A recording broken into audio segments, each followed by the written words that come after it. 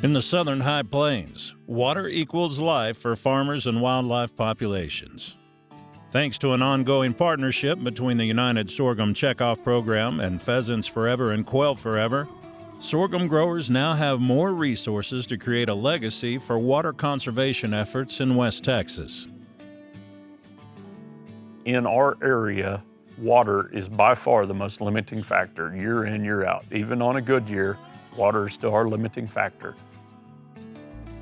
I'll grow cotton and sorghum in a rotation, and where the sorghum is so beneficial is we're such an arid environment, we have a declining aquifer, and capturing every drop of rain that falls is the secret to making my farm work.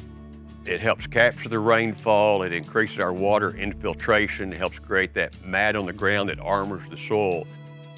For every % of organic matter that you have, your water retention goes up another inch per acre. And so that you're not running off that water, you're capturing that water. You know, I may not need it that day, but I'm gonna need it at a later date. That commitment comes in saving water, it comes in soil health, it also comes in obviously wildlife.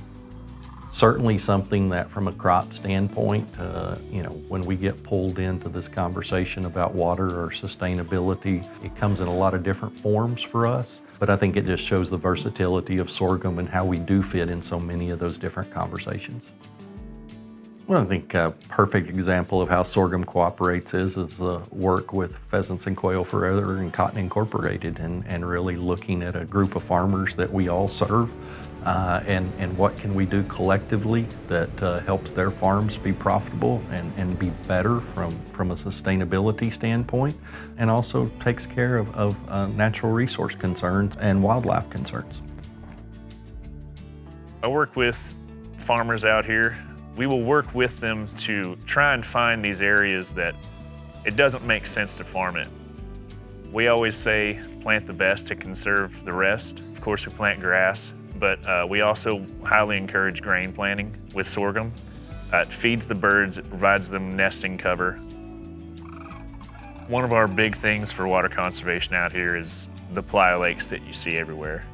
They help with aquifer recharge. We're in the central flyway. So tons of waterfowl come through here, and if you've been up here, you see it. The waterfowl love those playa lakes. So the health of the playa lakes not only benefits you, but it benefits wildlife, benefits the scenery. Protecting those lakes is a huge deal for us.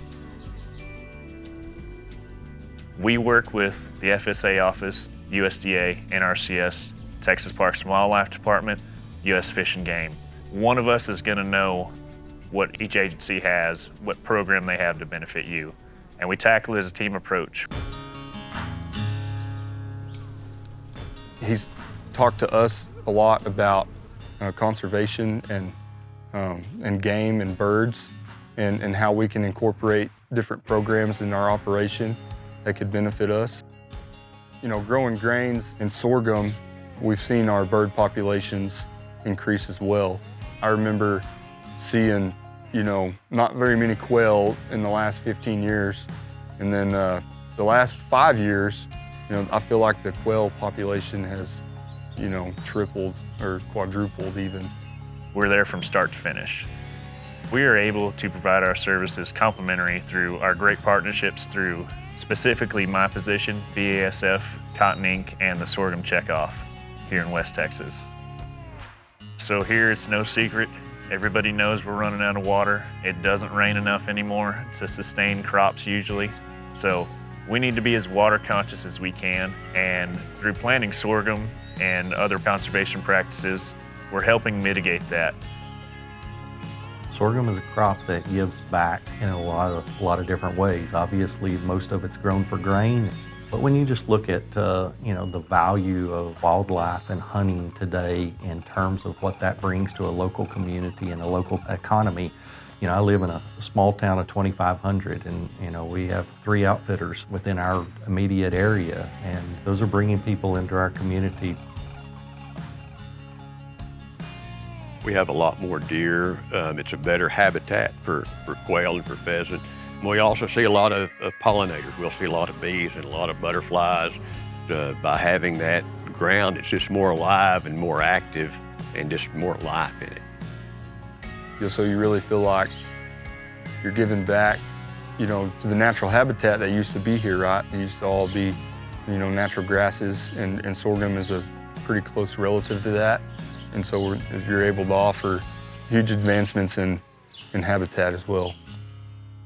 It works and it works well for you, then, you might be upset at yourself later if you didn't try it sooner. I guess we're the fourth generation now on our farm. We've been on this land for quite a while. My great uncles and my granddad were here during the Dust Bowl and survived that, so they have seen some hard times. And I think if they could see the benefits of what we're doing on our conservation and the way we're taking care of the land and the way we're trying to improve the land, they'd be so proud of us.